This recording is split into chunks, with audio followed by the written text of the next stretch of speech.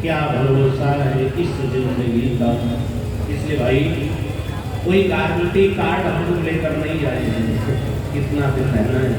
इसलिए तीर्थ यात्रा करते रहो, भगवान का भजन करते रहो, सत्संग करते रहो, चाहे जितना बड़ा दुख आ जाए आत्महत्या के लिए नहीं सोचना चाहिए। शिशुपाल ने कहा मित्र जरासंध इतना बड़ा अपमान, दुल्हा हम बन के आए, द्वार पूजा हमारी हुई, परछावन हमारा हुआ कि खैलक बहरवा से और दुल्हन कन्हैया लेकर ले, ये बोले बर्दाश्त नहीं है। कितना बड़ा अपमान। हम आत्महत्या कर लेंगे। जब आत्महत्या का नाम लिया जरासंध ने हाथ पकड़ा, मित्र समझाया देखो हम 17 बार पराजित हुए हैं, 17 बार हारे हैं, लेकिन आत्महत्या नहीं किया। अब 18 बार हम जीत गए। जैसे इतना कहा घबराओ नहीं मित्र, हम भी तो 17 बार हारे हैं। तब शिशुपाल ने हंस दिया कि हमसे भी बड़े बड़े बेशर्म पड़े हैं, जो 17 बार हारे नहीं करे तो हमें अपने बार भी हारे, हम काहे मर जाते। कुछ लोग दूसरे को देख करके धैर्यवान मन महसूस लिया। जरासंध का मित्र घबराओ नहीं, अब ये चांस क्या करें, अकेला है कन्हैया। अरे डर तो उसके भाई से लगता है, बड़े भैया अलमुसल वाले से, बलराम को बड़ा खतरनाक। आज अकेला है कन्हैया, चलो खेल लिया जाए, हमारी सेना तुम्हारी सेना और उन्हीं की 3 सेना घेर योजना बन गई। सब लेकर सेना पीछे दौड़े, आगे भगवान का रथ जा रहे, भगवती साक्षात लक्ष्मी विराजमान है, लक्ष्मी नारायण प्रस्थान कर रहे हैं और पीछे से तीनों सेनाएं ललकारा जरासंध ठहर जा। भगवान ने घूम करके तो गए, वो जरासंध में शिशुपाल। जब देखा भगवान ने कहा भागना ठीक नहीं, हमारा छोड़ नहीं है। भगवान खड़े हो गए, जरासंध की सेनाएं चारों तरफ से घेर लिया, भागने नहीं देंगे, अब कहा जाएगा, मार दो, रुक्मिणी का हरण करो। शिशुपाल के साथ ये बात किया, ये बात चल रही थी। उधर बड़े भैया बलराम जी सायंकाल जब पहुंचे तो पूछा द्वारिकाधीश का हूँ, द्वारपाल ने कहा मुझे पता नहीं है। बोले कोई आया? हाँ, कुंदीरपुर से पंडित जी आए और कुछ चिट्ठी पत्री की बात चल।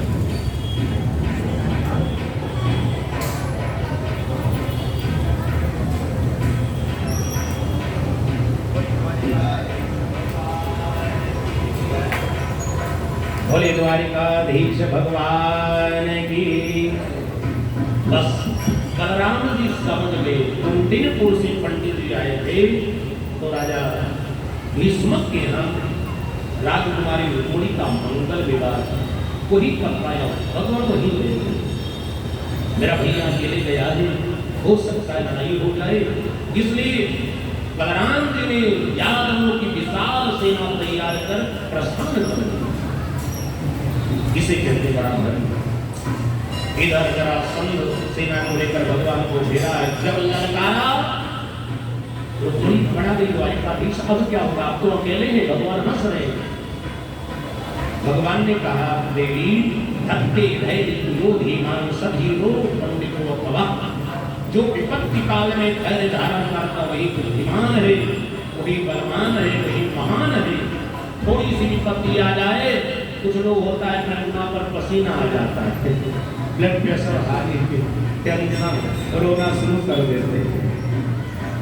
घबराओ नहीं, देवी रुक्मिणी क्यों घबराती हो? तुम तो लक्ष्मी हो। भगवान हंस रहे थे, तब तक पीछे से जयकारा प्रारंभ हुआ, बड़ी द्वारिकाधीश भगवान की।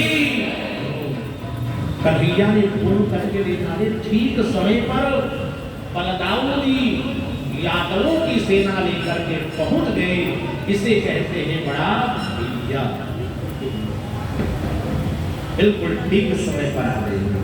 लड़ाई होने वाली थी और जैसे बलदाऊ जी को देखा, कन्हैया ने दौड़ करके प्रणाम किया, दादा जी प्रणाम।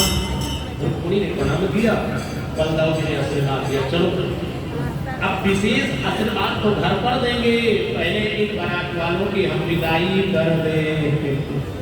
जैसे इतना कहा, जरासंध बड़ा गया, देखो शिशुपाल, अरे ये बलदाऊ कहाँ से टपक गया? अभी तक कन्हैया अकेले था, ये कहाँ से आ गया?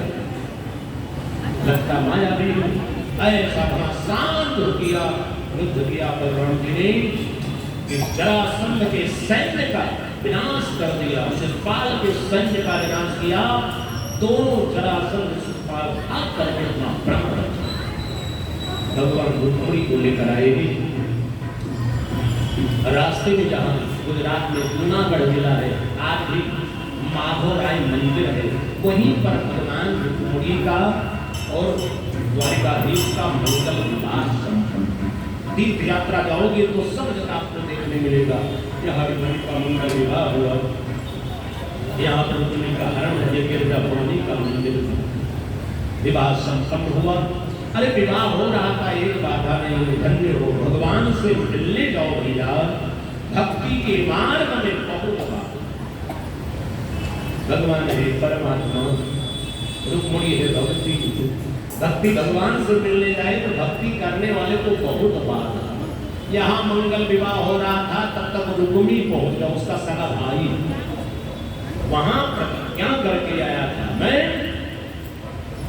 कन्हैया का वध करके कहे तो वापस न ले आऊं, मेरा नाम रुक्मिणी नहीं, हम कुंदीरपुर में विदर्भ राज्य में मुख नहीं दिखाएंगे, संकल्प करके आया। इधर मंगल विवाह होने जा रहा था। होता है कुछ लोग के विवाह में मुकाला जरूर चल जाता है, कुछ लोग तो बर्तिया के कारण हो जाता है, ऐसी बात बोल देते हैं। तब तक रुक्मिणी पहुंच गया, घमासान युद्ध करने लगा और जब घमासान युद्ध किया भगवान को लगा क्रोध ऐसे नहीं मानेगा, उठाया सुदर्शन चक्र। अब जैसे उठाया सुदर्शन चक्र, रुक्मिणी ने जब देखा द्वारिकाधीश के हाथ में सुदर्शन चक्र आ गया, रुक्मिणी के देखने लगा, घबरा गई, अभी मेरे भाई का वो खंड हो जाएगा। चरणों में पकड़ के रोने लगी। तब तक बलराम जी आ गए, दौड़ के हाथ, अरे भैया ये क्या करते हो? कोई अपने रिश्तेदार का बदनाम करता है और तुम रिश्तेदारों से ऐसा व्यवहार करोगे तो संसार में तुमसे रिश्तेदारी तोड़ जोड़ेगा। बलराम जी ने हाथ पकड़ लिया, रुक्मिणी रोने लगी, हे द्वारिकाधीश, ये मेरा भाई है, कुछ भी है, इसका वध कर दोगे तो संसार में एक कलंक लगेगा। जब जब हमारे विवाह की चर्चा चलेगी, हमारी भाभियां यही कहेंगी, रुक्मिणी के विवाह में मैं विधवा हो गई, मेरा पति मारा गया। हे द्वारिकाधीश, मुझे कलंक लगा। भगवान हंसने लगे, रुक्मिणी को छोड़ दिया, रूप बना दिया, लेकिन वो संकल्प करके आया था, इसलिए नगर नहीं गया, वहीं पर भोजकट नाम का एक नगर बसाया और रहना प्रारंभ कर दिया। भगवती महालक्ष्मी रुक्मिणी का मंगल विवाह संपन्न हुआ। इस कथा से शिक्षा मिलती है, अपने घर में जब लक्ष्मी बढ़ने लग जाए, लक्ष्मी सयानी हो जाए, तो लक्ष्मी का हाथ नारायण को पकड़ा देना चाहिए। स्वयं लक्ष्मीपति मत बनो, क्योंकि भाई लक्ष्मीपति तो नारायण है। घर में धीरे धीरे जैसे लक्ष्मी बढ़ने लग जाए, धन आना प्रारंभ हो जाए, अपने धन को धना धर्मम तथा सुखम नारायण में समर्पित करो, चाहे भागवत भंडारा के बहाना, चाहे अखंड के बहाना, चाहे तीर्थ यात्रा के कोई बहाना हो, लेकिन अपने लक्ष्मी को नारायण में समर्पित करो। तो यदि समर्पित नहीं करोगे, लक्ष्मी पति बनना चाहोगे, तो याद रखना भैया, संसार में लक्ष्मी पति कोई बन नहीं सकता। लक्ष्मी पति को नारायण है, उसको दुख झेलना पड़ता है। जैसे शिशुपाल लक्ष्मी पति बनना चाहता था, क्या दशा हुई। इधर प्रियात्मा बंधु रुक्मिणी का मंगल विवाह संपन्न हुआ। हमारे कन्हैया का विवाह 16,108 रानियों के साथ। प्रथम विवाह रुक्मिणी के साथ हुआ है, अब दूसरा विवाह जाम्बवती के साथ होगा। सुखदेव जी का राजन। तीसरा विवाह सत्यभामा के। इस क्रम से भगवान की 8 पटरानियां हैं और 16,100 रानियां। राजा परीक्षित ने कहा, बोले अब हम सुनना चाहते हैं कि सत्यभामा और जाम्बवती का विवाह कैसे हुआ। सुखदेव ने कहना प्रारंभ किया, राजन द्वारिकापुरी में ही का सत्राजिता आसी सत्राजितो सूर्यो और भक्तस्या परमा सखा। हे राजन, द्वारिकापुरी में एक सत्राजित नाम का ग्वाल और भगवान सूर्य की पूजा करता था, भगवान सूर्य की उपासना करता था। कहा प्रीति तस्मै मणिं प्रादात्, भगवान सूर्य उसके पूजा से प्रसन्न हो गए, स्यमंतक मणि प्रदान कर दिया उसको। हमारे धर्म शास्त्रों में लिखा है, जो भगवान सूर्य की पूजा करता है, आरोग्यम इच्छेद भास्करा, वो रोग से मुक्त हो जाता है। दूसरा नंबर, दरिद्रोपनय जायते, जो व्यक्ति सूर्य की उपासना करता है वो कभी दलित नहीं, आरोग्यता और धनवान। इसलिए हर व्यक्ति को भगवान सूर्य की उपासना करना, रोज स्नान करके भगवान सूर्य को अर्घ्य चढ़ाना चाहिए, रविवार का व्रत करना चाहिए, जितना कर सको भाई। तो 17 दिन बड़े विधान से सूर्य की पूजा किया और भगवान सूर्य प्रसन्न हो गए, प्रकट हो गए। परम पुरुष को चाहे तो वरदान मांगो। 17 चित्त में पहले स्तुति किया कि एक चक्रो रथोजस्य और दिव्यः कनक भूषिता और सामे भवत संप्रीतो पद्महस्तो दिवाकर। बोले सूर्य नारायण भगवान की स्तुति किया। देखो भगवान सूर्य के रथ में 3 विशेषता है। पहला नंबर एक चक्र, आपने रथ देखा होगा 8 पहिया वाला, 4 पहिया वाला, 2 पहिया वाला, लेकिन भगवान सूर्य के रथ में एक ही पहिया, एक ही पहिया पर वो रथ चल रहा। 7 घोड़े हैं सूर्य के रथ में, सब सही दिखते। तीसरा नंबर उनका जो सारथी है वो गरुण का भाई अरुण है, उसका आधा शरीर है और संपूर्ण रथ सोने का है, दिखते। स्तुति किया, सूर्य नारायण प्रसन्न हो गए, सब प्रार्थना का एक प्रभु मुझे मणि चाहिए। भगवान ने हंस दिया, बेटा कौन सी मणि चाहिए? संसार में 14 मणियां हैं, सूर्य मणि, चंद्रमणि, नीलमणि, वैदुर्यमणि, गिनाना प्रारंभ करें। देव महाराज ऐसी जो मणि होना, अरे इससे माल पानी भी मिलता है, 20 भार सोना भी मिलता है। भगवान सूर्य ने हंस दिया, ऐसा मणि है स्यमंतक मणि। बस महाराज हमें यही चाहिए, मणि धन है, और धन क्या है? लक्ष्मी। जब तुमको खूब धन मिल जाएगा तो भगवान में लगाना। अभी आगे कथा सुनोगे इसकी दशा क्या होगी। स्यमंतिक मणि प्राप्त कर लिया उसने, इतना दिव्य तेज था, जहां रख दो लगता है सूर्योदय हो रहा है, इतना प्रकाश। अब स्यमंतक मणि गले में पहन करके चलते, और जैसे द्वारिका के द्वार के पास पहुंचा, चमकाने लगा पूरा द्वारिका प्रकाश। जितने बच्चे छोटे छोटे खेल रहे थे आकर के भगवान के पास पहुंच गए और भगवान से कहना प्रारंभ किया, द्वारिकाधीश काकेश सविता आया थी। अरे द्वारिकाधीश, इस समय भगवान सूर्य धरती पर उतर आए आपका दर्शन करने के। जैसे बच्चों ने कहा, भगवान ने हंस दिया। भगवान ने कहा, बच्चों ये सूर्य भगवान नहीं, बोले तब कौन है?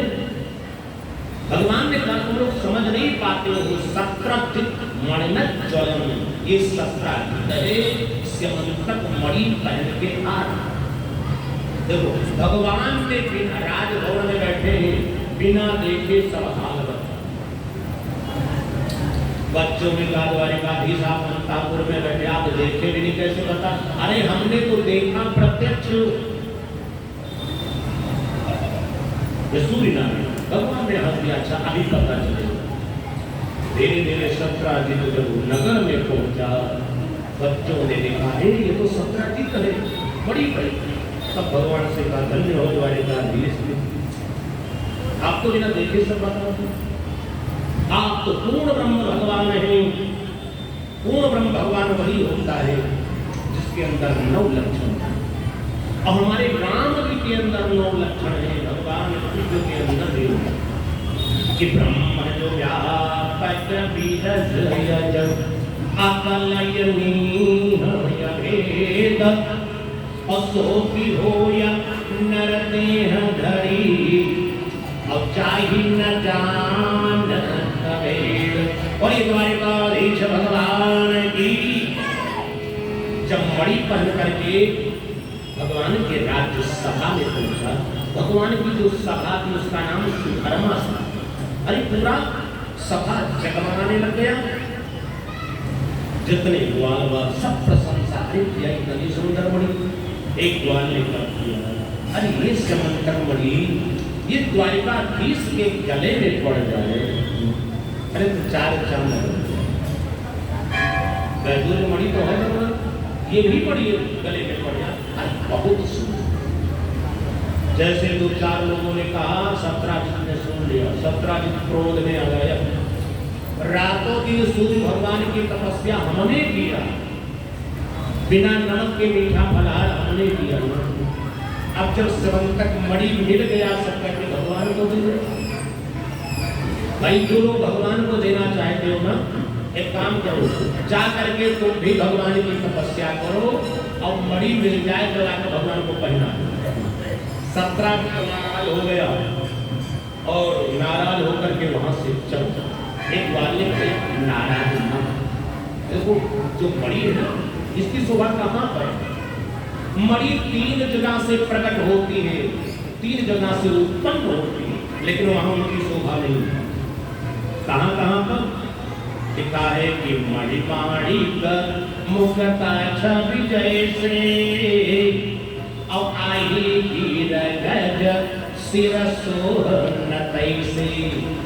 3 स्थान से रतन निकलते, मणि नाग से निकलता है, माणिक के पहाड़ों से मिलता है, और मुक्ता हाथी के मस्तक। तो मुक्ता हाथी के मस्तक में रहता है, कौन शोभा है? चौराहा से लिए घूमता है, मद बहा करता है, फूल पड़ा रहता है। माणिक के पहाड़ों से निकलता, कौन शोभा पहाड़ पर भैया? कोई शोभा नहीं। और मणि नाग के अंदर का कौन शोभा? ये जहां पर होते हैं, जहां से उत्पन्न वहां की शोभा नहीं, पर इसका शोभा कहां है? कहा यही तीनों मणि यदि 2 जगह पहुंच जाए, कहां पर? कहा नृप किरीट तरुणी तनु पाई और लहै सकल शोभा अधिकारी।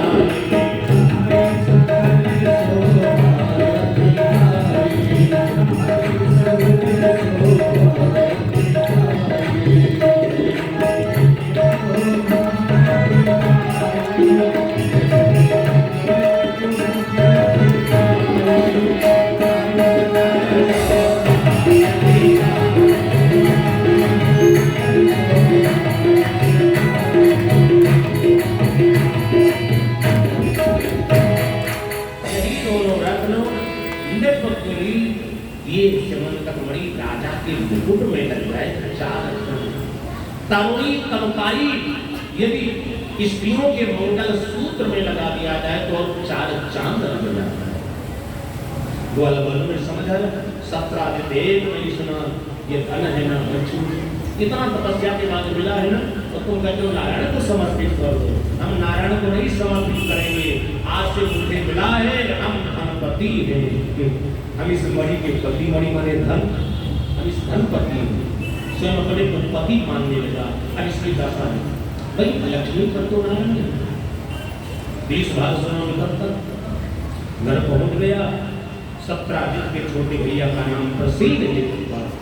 प्रसेन ने कहा कि अरे बड़ी सुंदर मणि है, और हमारा मन कहता है मुझे हमें से मिलेंगे। तब हम शिकार खेलने जंगल में जाते हैं, मणि पहन करके जाएंगे, लोग देखेंगे अरे ये तो प्रसेनजित आ रहा है, जगमगा। लोग अपनी शोभा बढ़ाने के लिए क्या क्या नहीं करते, जिससे सारा संसार हमारी तरफ देखते। भाई एक संत ने बहुत अच्छी बात कहा कि जीवन में 2 बात याद रखना, आपने भगवान को जान लिया तो संसार जानो चाहे न जाने, और भगवान ने आपको जान लिया तो सारा संसार आपको जाने चाहे न जाने। प्रसेनजित मणि पहन करके चल दिया, जंगल में पहुंचा कि प्रसेनो है मारूय अमृगायाम व्यचरत वने। जंगल में मणि पहन करके शिकार खेलने गया, जंगल जगमगा गया, सिंह निकला है, ये जंगल में इतना प्रकाश कर रहा हो। और जैसे प्रसेनजित को देखा, हमला कर दिया, घोड़े को मार दिया, रथ तोड़ दिया, अंतिम में प्रसेनजित को मार डाला और मणि सिंह ले ली। अब मणि को सिंह लेकर जा रहा है। ये भैया ये बड़ी खतरनाक मणि है, पता नहीं किसका प्राण ले जाते। सिंह लेकर जा रहा था, उधर से जाम्बवान आया और उसे जाम्बवान ने देखा, देखते ही आक्रमण कर दिया, सिंह को मार दिया और मार कर मणि छीन, और मणि लेकर के जाम्बवान चल दिया। जाम्बुआ और निहितो मणि वीक्षता, जाम्बवान ने सिंह को मार करके मणि ले लिया और लेकर अपने गुफा में पहुंच गया। जब गुफा में पहुंचा तो सोपी चक्रे कुमारस्य और मणि पीडन कंबिले लेकर के उठाने गया। अब जामकौन मणि क्या करता, बंदर क्या जाने अदरक का सुरा उठा करके मणि अपने पुत्री जामवती को दे दे। बेटी देखो कितना जगमगा रहा है। अब जामवती लाडली कन्या थी, उसे पाकर के खेलना प्रारंभ किया। जैसे बच्चे लोग कंजा नहीं खेलते गोली में, ऐसे खेलना प्रारंभ कर। 3 दिन बीत गया, प्रसेनजीत वापस नहीं आए। बोले कैसे वापस गया था? शिकार करने के लिए स्वयं शिकार बन गया। जब उसी का शिकार होगा तो वापस कैसे आए?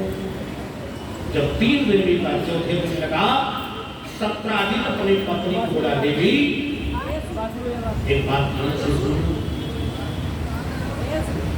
देखो मेरा भैया वापस नहीं, इसमें मुझे शंका है कि ग्वाल वालों कहते थे कि ये मणि भगवान को दे दो, भगवान मैंने दिया नहीं।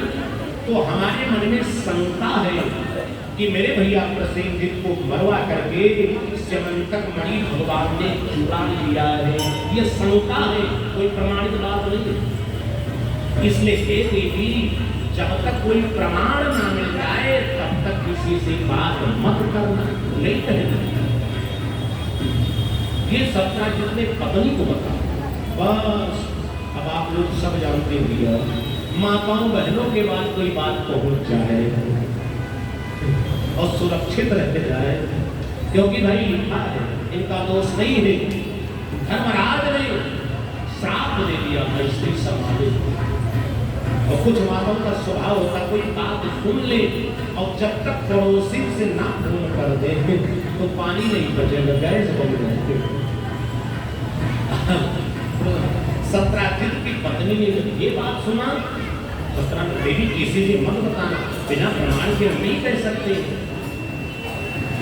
सत्राजित की पत्नी पड़ोस में कहे, बहन जी तुम मेरी सबसे खास हो, खासम खास हो। मेरे पति कह रहे थे ना कि लगता है कन्हैया ने प्रसेनजीत को मरवा के मणि चुरा। बस पड़ोसी जैसे सुना, वो दूसरी पड़ोसी के हमारे सुनो बहनी नया समाचार है, अभी प्रसारण होने वाला है। करने करने जपन जनापुर द्वारिकापुरी के बाद फैल गई कि कन्हैया ने प्रसेनजीत को मरवा करके मणि चुरा। अब तो भैया इतना बात फैली, हवा बदल गई। लोग कहने लगे भैया लगता है कन्हैया बचपन में माखन चुराता था, बड़ा हो गया चील चुराया, अब लगता सोना चांदी मणि भी चुराने लगा। अब तो बड़ा जोर निकल गया। हवा बदलते देर नहीं लगती थी, कब जनता की हवा बदल जाती, हवा बदलते ही बड़े बड़े नेता धराशायी हो जाते थे। पूरे करुणे करुणे जपन जन, ये बात को पता नहीं भगवान के पास। द्वारिकाधीश आपको कलंक लग रहा है, चर्चा चल रही है कि कन्हैया ने प्रसेनजीत को मरवा के मणि चुरा। अच्छा, मुझे कोई बात नहीं। भगवान ने प्रश्न का समाधान करना। 10-20 द्वार वालों को सबको जानते हैं, के मन में भ्रम है, यही जानते हैं कि भगवान ने चुरा। सबको लेकर पता लगाने के लिए चल दे, खोजते खोजते जंगल में पहुंचे। जब जंगल में पहुंचे तो क्या देखा कि प्रसेनम सहयम हत्वा, देखा प्रसेनजीत मरा पड़ा है, जंगली जानवर नोच दिया। आगे पहुंचे, घोड़े रथ सब टूटा पड़ा है। अरे किसने मारा?